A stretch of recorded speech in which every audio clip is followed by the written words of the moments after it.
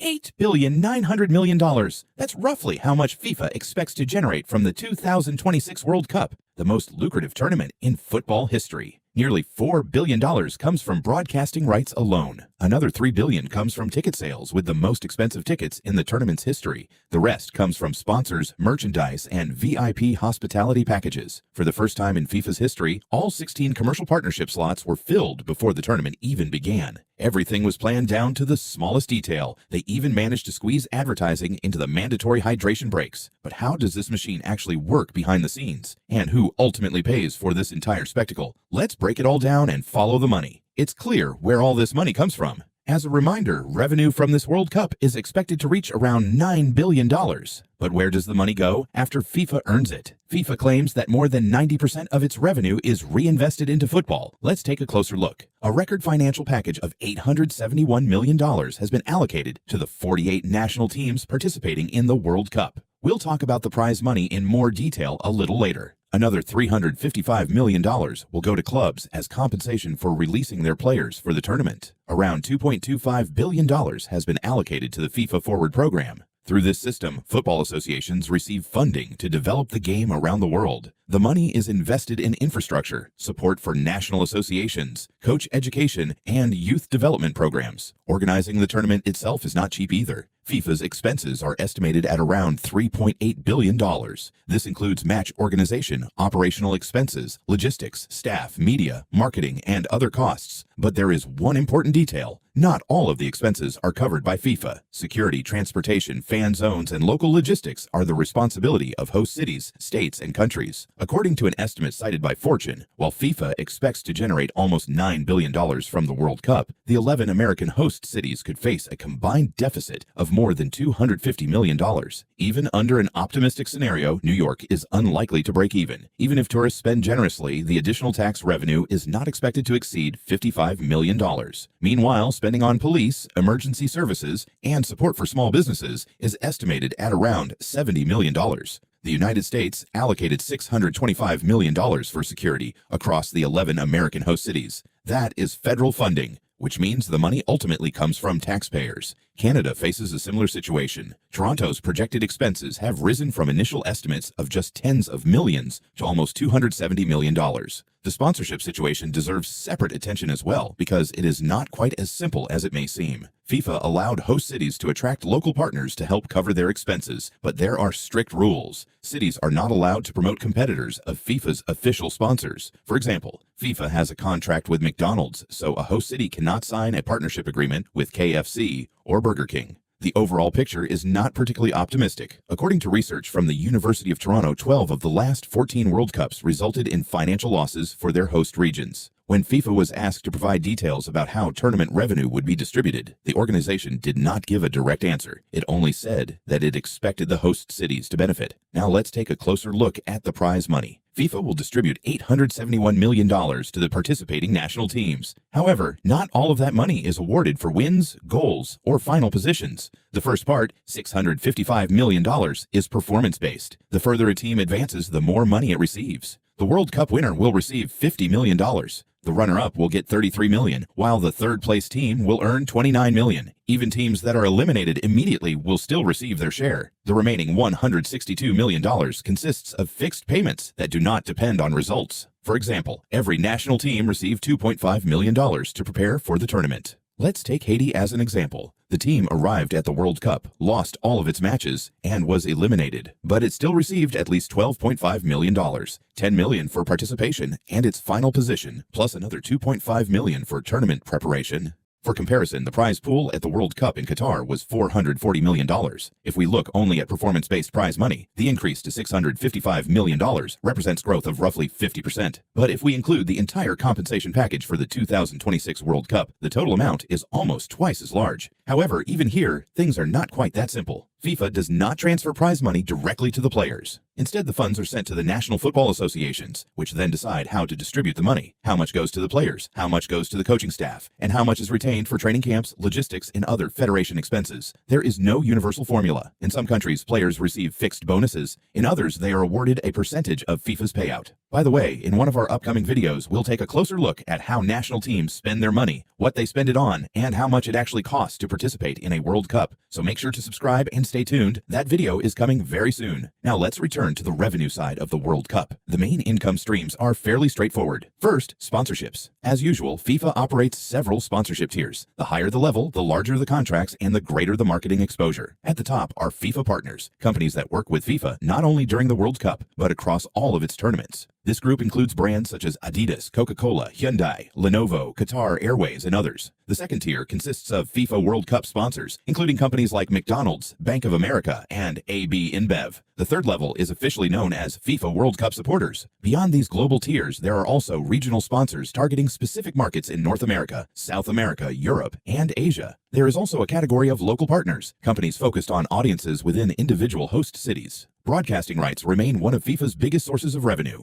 This time, FIFA was able to generate even more income thanks to the expanded tournament format, which features more matches than previous World Cups, as well as several commercial innovations that we'll discuss a little later. In total, FIFA expects to earn around $4 billion from television and media rights. Ticketing, however, is where the biggest changes took place. FIFA set a goal of generating a record $3.1 billion from ticket sales and hospitality packages, an increase of 241% compared to the World Cup in Qatar. The biggest difference from previous tournaments was that ticket prices were no longer fixed. Instead, FIFA adjusted prices according to demand and availability. The organization called it dynamic pricing. Prices were not changing in real time, but were manually adjusted after market analysis. Fans felt the impact almost immediately. The most expensive seats for the final initially cost $6,730, already far above Qatar's top category, which was priced at around $1,600. By April, the same category had risen to $10,990, while some premium seats for the final were selling for more than $30,000. On the resale market, prices became even more extreme. On FIFA's official resale platform, 4 tickets for the final were listed at nearly $2.3 million per seat. FIFA did not set those prices itself, but it could still profit from the transaction by charging a 15% fee to both the buyer and the seller. In other words, FIFA found a way to make money from ticket resales as well. Imagine a fan listing a ticket for $1,000. The buyer ends up paying $1,150 because of the additional 15% fee. The seller receives only $850 because another 15% goes to FIFA. That means FIFA earns $300 from a single transaction. At the end of May, observers noticed that tens of thousands of tickets disappeared from FIFA's official portal. Almost immediately afterward,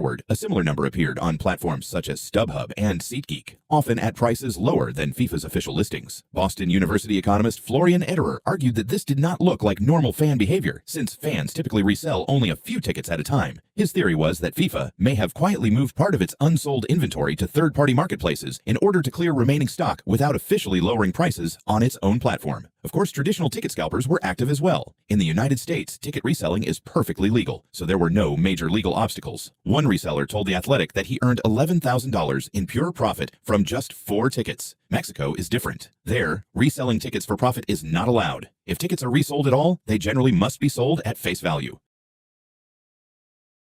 Food prices went up as well. FIFA did not impose centralized pricing guidelines. Unlike previous World Cups, prices in 2026 depended on the individual stadium and its operator. The result was a huge difference in food prices within the same tournament. In Santa Clara near San Francisco, a beer cost $24.50. A bottle of water cost $7, and a sandwich was priced at $18. Atlanta took the opposite approach, sticking to its long-standing strategy of affordable concessions. Water for $3, a hot dog for $2, a small draft beer for $5, and a large one for $9. According to EatPeak estimates, a basic meal and beer combo at Levi's Stadium cost around $34. At Estadio Akron in Guadalajara, the same purchase cost roughly $10, almost 4 times cheaper. And remember, this was all within the same tournament. It was at the 2026 World Cup that football, a sport that had been played in 2 halves for more than a century, suddenly started looking a lot more like 4 quarters. The reason? Hydration breaks. Back in December 2025, FIFA announced that all 104 matches of the tournament would feature mandatory 3-minute cooling breaks in the 22nd minute of each half. Officially, the decision was explained as a measure to protect players' health in hot conditions. The interesting part is that these breaks were required even in stadiums with roofs, even in cool cities like Seattle, even when the temperature outside was a comfortable 18 degrees Celsius. In previous tournaments, similar breaks were introduced only at the referee's discretion and only when temperatures exceeded a certain threshold. Now they happened every single game. Coincidence or not, a 3-minute break fits perfectly into a commercial advertising slot. The broadcast pauses, the screen is split in half or switches entirely to advertisements, and broadcasters suddenly have a guaranteed commercial window in the middle of a match. much like in the NFL or the NBA. According to industry estimates, advertising during hydration breaks in the United States alone could generate more than $250 million. A 30-second commercial during World Cup coverage on Fox Sports reportedly costs anywhere from $200,000 to $750,000 depending on the match. Not every player and coach was thrilled with the change. Netherlands captain Virgil van Dijk commented after the match against Japan,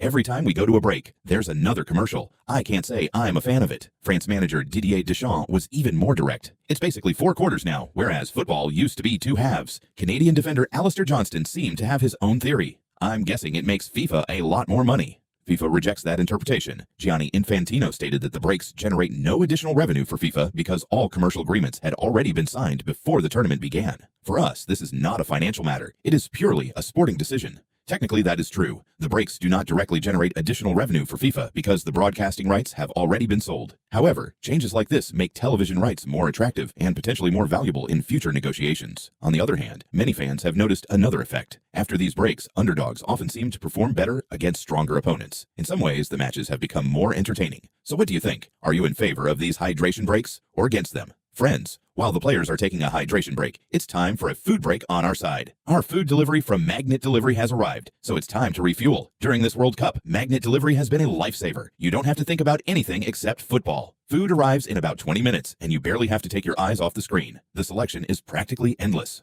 Want a full meal? No problem. Just looking for a quick snack? Plenty of options there too. And of course, don't forget the drinks. Today, my wife and I decided to have a proper meal. I went with a chicken Caesar salad. By the way, there's a 35% discount on your first order. So, let's enjoy the football and forget about everything else. You've probably noticed that many players at this World Cup were wearing special individual patches, some for making their World Cup debut, others for personal achievements. A few players even received legend patches for appearing in at least 5 World Cups. That's no coincidence. It's part of a partnership between FIFA, Topps, and Fanatics. After matches, these patches are removed from the jerseys and inserted into player trading cards. The result is an exclusive collectible item and a strong incentive for fans to buy more Topps cards. This concept has been used in American sports for years, but there's also some bad news. Coming up next. A new era of collectibles, Panini out, Topps in. For more than 5 decades, Panini was almost synonymous with World Cup sticker albums. Since 1970, generations of football fans have collected Panini stickers during every FIFA World Cup. That era is now coming to an end. The exclusive rights to produce FIFA trading cards, stickers, and collectible games are moving to Fanatics through its Topps brand. The financial details of the agreement have not been disclosed, but industry experts describe it as a landmark deal covering multiple tournament cycles beginning in 2031. Panini, however, is not stepping aside quietly. The company is currently involved in legal action against Fanatics, alleging anti-competitive business practices. For now, Panini still retains the rights for both the 2026 and 2030 World Cups. Yet even during the 2026 tournament, FIFA, Topps, and Fanatics have already launched a unique collaboration. After matches, special player patches are removed from jerseys and inserted into limited edition trading cards, creating highly sought-after collectibles and giving fans another reason to chase rare cards. The Aramco sponsorship and the environmental controversy. In 2024, FIFA signed a 4-year sponsorship agreement with Saudi Aramco, the world's largest oil and gas company. Industry analysts estimate the deal to be worth around $400 million in total, or roughly $100 million per year. The agreement covers both the 2026 FIFA World Cup and the 2027 FIFA Women's World Cup. The partnership immediately sparked controversy due to environmental concerns. According to data from Carbon Majors, Aramco is considered the largest source of carbon emissions among state-owned companies, having been linked to tens of billions of tons of CO2 emissions since the mid-19th century. The 2026 World Cup itself has also been criticized as potentially the least environmentally friendly tournament in history. The expansion to 104 matches spread across 3 countries will require enormous amounts of travel, resulting in millions of additional flight miles for teams, officials, media representatives, and supporters. More than 130 professional female footballers from 27 countries signed an open letter calling on FIFA to terminate the Aramco partnership. The players accused the organization of hypocrisy and argued that FIFA was prioritizing money over environmental responsibility. FIFA rejected the criticism. The organization responded by stating that revenues generated through sponsorship agreements are reinvested into football development projects around the world. The digitalization of football and the sale of data rights. The 2026 World Cup has become the most technologically advanced tournament in football history. Every match is monitored by 16 optical tracking cameras. The official match ball transmits data 500 times per second. All 1,248 players participating in the tournament underwent full 3D body scans to improve the accuracy of offside detection. Technology is now woven into virtually every aspect of the game, but the biggest business move happened off the pitch. In January, FIFA sold the exclusive rights to the tournament's official statistical data to Stats Perform. The deal allows live match data and video feeds to be delivered directly to sports betting platforms in real time. Not everyone is comfortable with that direction. The Global Players Union FIFPro has voiced concerns about the commercialization of player data and performance metrics. The organization is promoting a players' data rights charter and is developing an independent data repository that would allow footballers to control how their personal and performance data is collected, used, and monetized. The debate raises a bigger question. As football becomes increasingly digital, who actually owns the data generated by the players on the field? Marketing restrictions and brand workarounds. Of the 16 stadiums hosting matches at the 2026 World Cup, 15 normally carry commercial naming rights. Examples include MetLife Stadium, AT&T Stadium, and many others. However, FIFA regulations prohibit the use of branding from companies that are not official FIFA sponsors. As a result, stadiums had to be temporarily renamed for the tournament. MetLife Stadium, for example, became simply New York/New Jersey Stadium. Removing or covering commercial branding was not cheap. At Houston's NRG Stadium alone, the cost of hiding sponsor signage reportedly approached $1 million. Some brands responded creatively. Levi's, whose name is attached to Levi's Stadium, covered only the word mark, while leaving the distinctive outline of its famous logo visible. The company then turned the situation into a social media campaign, generating additional publicity. Gillette took a similar approach near Boston. The company covered the stadium branding in a way that made it look as though the name had been hidden beneath a giant layer of shaving cream. The stunt attracted international attention and effectively became free advertising. One notable exception was allowed. The iconic Mercedes-Benz star atop Atlanta Stadium remained in place because removing it could have damaged the venue's retractable natural grass. 8 of the 11 American stadiums used for the World Cup normally feature artificial turf because they host NFL games. FIFA, however, requires every World Cup match to be played on natural grass. That created a major challenge. Researchers from the universities of Michigan and Tennessee spent 5 years studying how to create a standardized playing surface suitable for 16 stadiums spread across dramatically different climates. The solution involved growing grass on a reinforced plastic base, strengthened with synthetic fibers.